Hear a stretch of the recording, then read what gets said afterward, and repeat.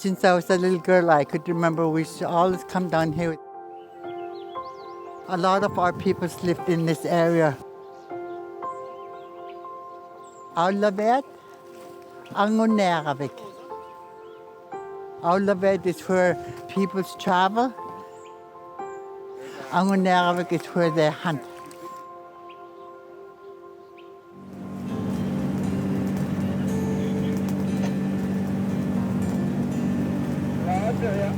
I was born in Inuvik, I was raised in Aklavik all my life, and my grandparents, my father, my mother, we all traveled down to the Yukon North Slope. So that's part of our land.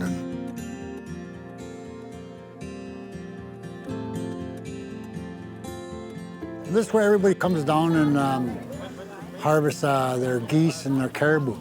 And that's why they say it's so important. Everything right here in their kitchen. It's ready to go out there and grab it off the cupboards and ready to go.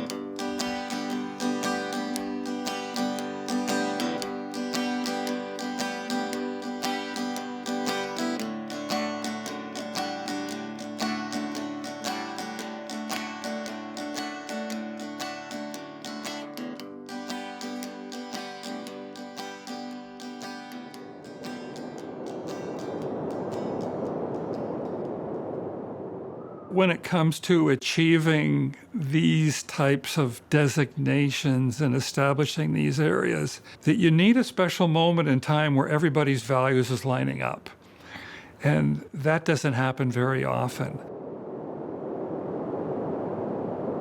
And Aullaviat Anguniarvik Traditional Conservation Area is something that I would say dates back to developing a land claim agreement. And the discussions at that time were really about conserving this land for people in the future. And if you look at the Inuvialuit Final Agreement, it talks about having a national park, and we have that park. It's called Aklavik National Park, and it talks about a territorial park, hectares territorial park. And then it talks about this land that's called the Eastern North Slope. It's always been known to be important from a conservation perspective, from a wildlife perspective, and then also certainly from a harvesting and use perspective.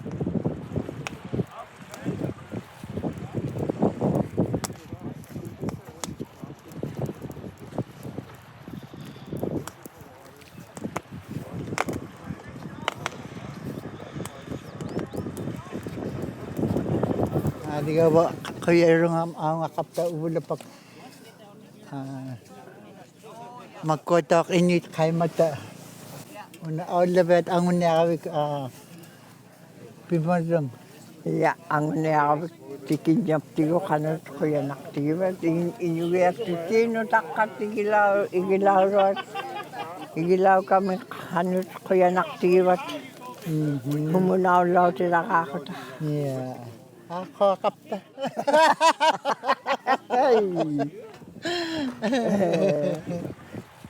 This Traditional Conservation Area Agreement is a step of implementing the Inuvialuit Final Agreement and the vision of the elders and the people who were providing direction at that time and continue to provide direction now.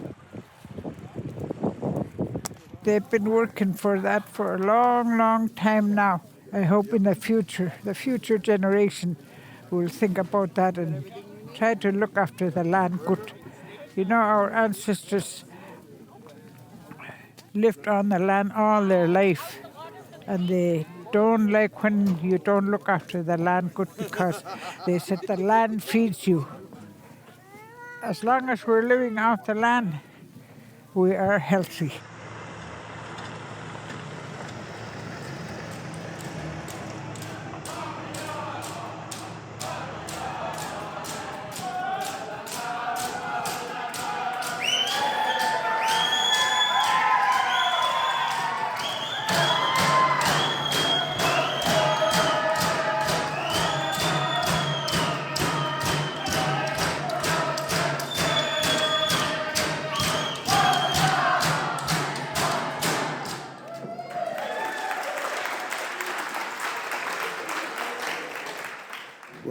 pleased to welcome you to our community. We thank you for coming and joining with us to celebrate this day, because it's been a long time coming. I'd just like to let the rest of the people around Canada and around the world know that, there are ways that you can set up things to be able to still practice your culture.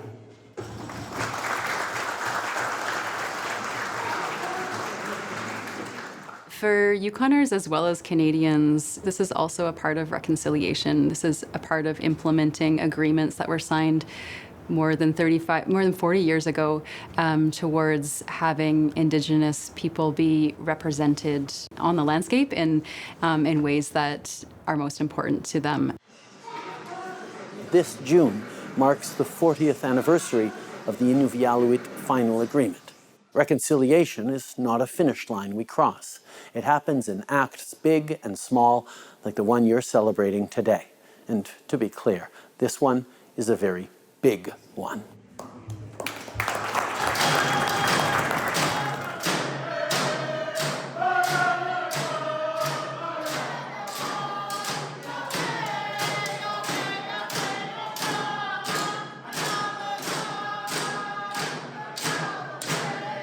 Having the conservation area, up and running and conserving and doing its thing, I think it should be like a milestone for anyone.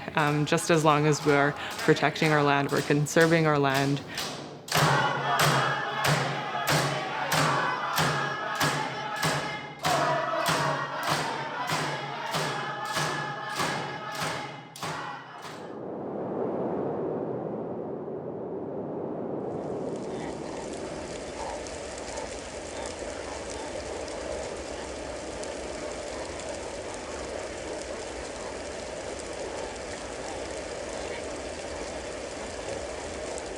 Our major harvesting in Aklavik would be the porcupine caribou herd.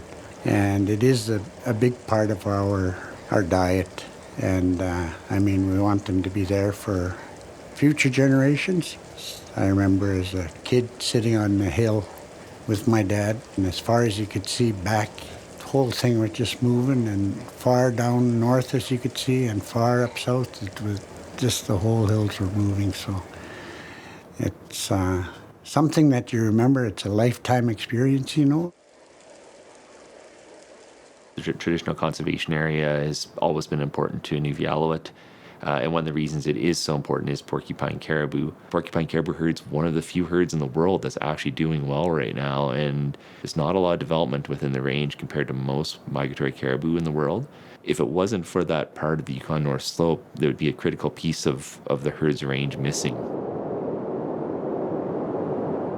I see our people as they're conservation orientated, they want to see something for, your grandchildren and their children. So that's something we try and do in our culture, is to make sure that it's there for generations to come.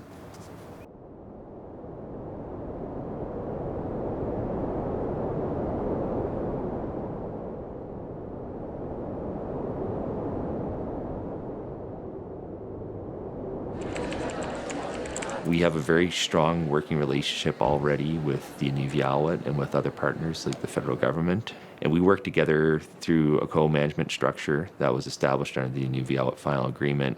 We've had that for a long time, but I think this new conservation area creates another opportunity for us to kind of take it the next step and to provide a more integrated approach in how we do things. I think at the end of the day, that's really what reconciliation is about.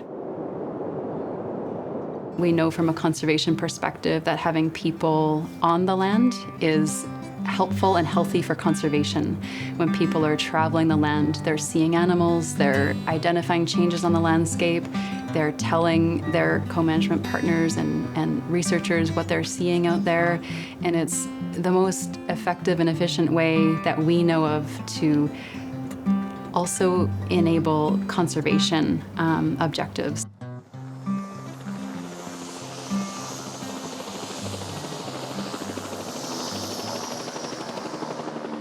The agreement identifies a program, a guardian program. So it's a way of recognizing that experience that people have, that they've gained through a lifetime, in some cases, of being and traveling on the land, and now being able to do that in a paid position.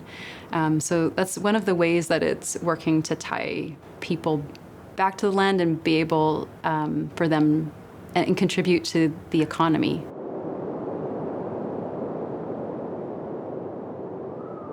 We're working with the Guardians to look at how their programs can complement and work with our programs that are existing as well. So we're not kind of running parallel worlds. There's a moose population that migrates out of the Richardson Mountains and goes up to the Arctic coast each year. Working with the community over the past year, we've gone out and we've established a bunch of cameras. And the idea behind those cameras is as the moose are migrating through, we'll actually be able to photograph these moose. But that's a great example where it's not an either-or situation, and at the end of the day, they give us a better understanding of what's happening with this population, which is what all the parties want.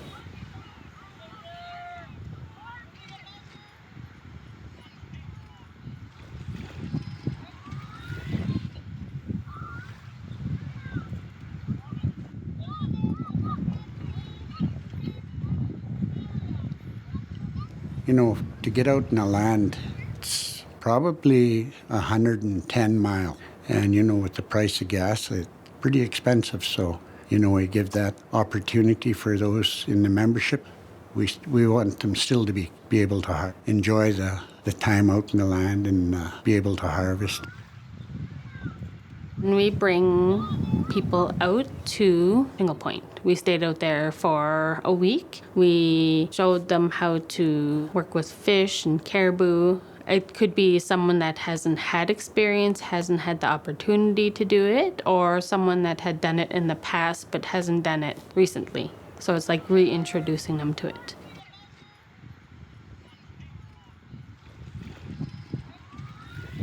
It's very important that it's protected, and that's where we harvest. That's where we take our families out in the summer. And now that we have the conservation area, Aullaviat, Anguniarvik, we're rich.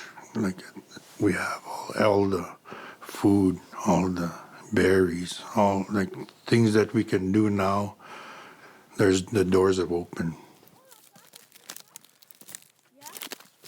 You know, it's been a big part of my life. Now I'm 71 years old. You know, I have 25 grandchildren and 6 greats, so I'd like to give them the opportunity to experience, you know, the lifestyle we had. And I think, you know, in today's age where there's so many problems in this world, nice to get them out and, you know, get them out in the land and enjoy themselves. So I think that's pretty neat. And how do you tell what kind of eggs are those? The yellow leg. The yellow legs. Call the snow geese, all of you. Call the Canadian goose. And the yellow legs. It feels really amazing to be a part of a generational story continuing and part of this kind of special land that we can finally celebrate.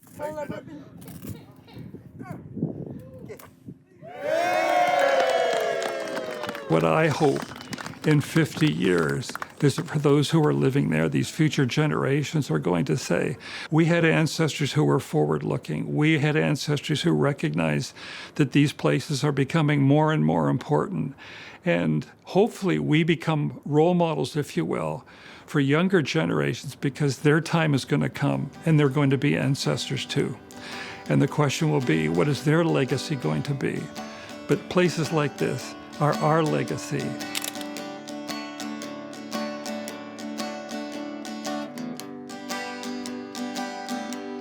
Just being able to go out and walk in the footsteps that they have walked, it just means a lot. It feels that I am closer with, you know, my history.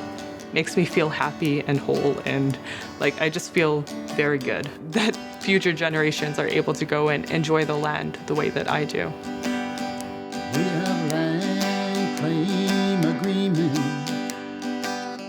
What about tomorrow?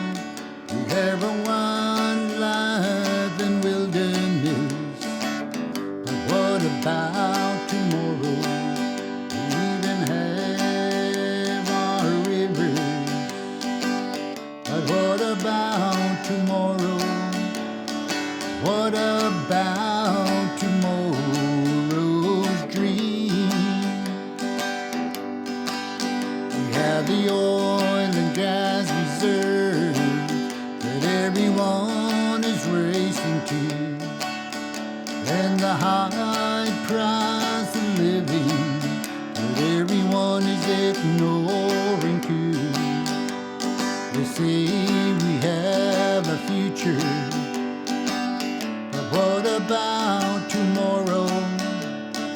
What about tomorrow's dream? Tomorrow's generation, they may not